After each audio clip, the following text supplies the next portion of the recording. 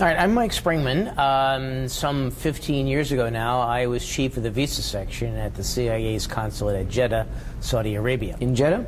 Yeah. People were being brought there from all over the Middle East for visas to come to the United States. And I was told they were terrorists that were recruited to come to the U.S. for training and shipped back to Afghanistan for fighting the Soviet soldiers.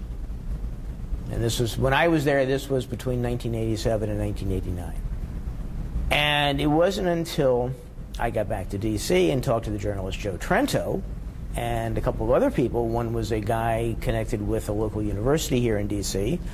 and another fellow who was with another government agency. But I learned that, you know, it wasn't visa fraud like I thought at the time. I thought somebody was being paid under the table for this, based on a conversation I had with a guy. And I thought that, you know, this was really strange, but I couldn't explain it. And then when Trento and these other people started talking to me, and I said, well, this explains the whole thing.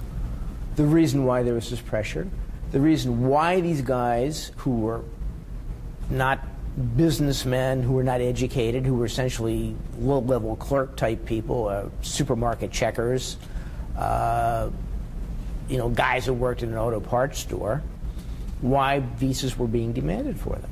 And, you know, when I put the pieces together from my three contacts, it was people who were who were brought here, who were recruited by the CIA and its asset Osama bin Laden, to come to the United States for training as terrorists and to return them to Afghanistan to fight with the Soviet soldiers there and kill them. This was the end of recruitment for the Mujahideen in Afghanistan. And where they went in the U.S., I don't know. What they were taught in the U.S., I don't know. Never been able to find that out. Nobody seems to have an inkling of it. My understanding from talking to Celerino Castillo, who was a drug enforcement officer in Central America, was this was a favorite ploy of the CIA. They wanted to slip their guys into the United States, and they would have them apply through a legitimate travel agent, often through a legitimate tour group. You know, you'd have, I don't know, 20 people from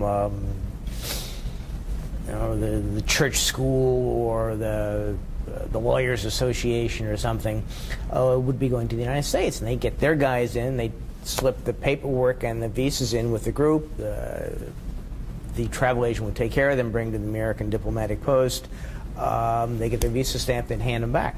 You know, it's cover, it's nobody's there to ask questions, you're with a legitimate group, you know, why ask questions? The rule of thumb, I've been told, is that roughly 1/3 of the people who work for the State Department don't. I mean, I've been told this by a former station chief. I've been told this by a guy who's who was at the time at the Inspector General's office at the State Department. He's since retired.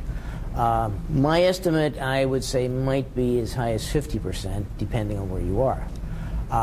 But as far as Jeddah goes, there were 3 people, including myself, whom I know for certainty to have no ties, professional or familial, with any of the intelligence services, out of roughly 20 Americans at the post.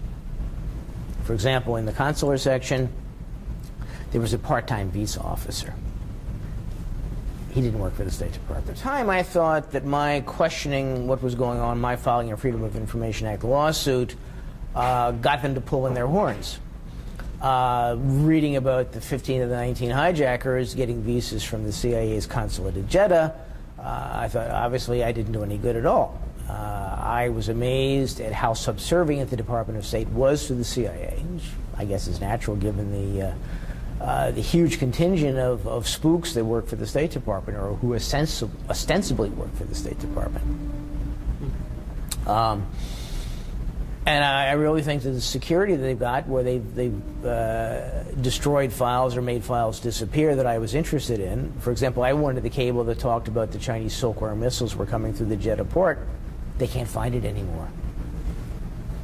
So, you know, the secrecy basically covers up wrongdoing, it covers up incompetence, and it covers up stupidity, and it covers up really dangerous programs that the U.S. government is involved in, like this nonsense about sending terrorists to Afghanistan with no thought as to what happens when the terrorists in Afghanistan don't have anybody to fight anymore. And they're kind of used to this. They kind of like being warlords and making money and writing about being top dog.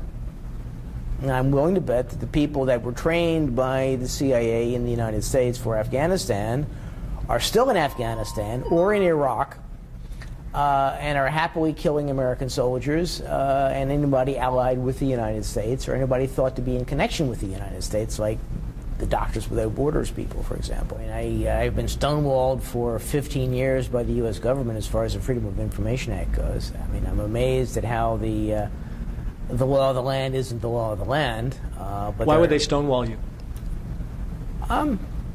Basically because they don't want to give up information. They don't want people to know what the government is doing.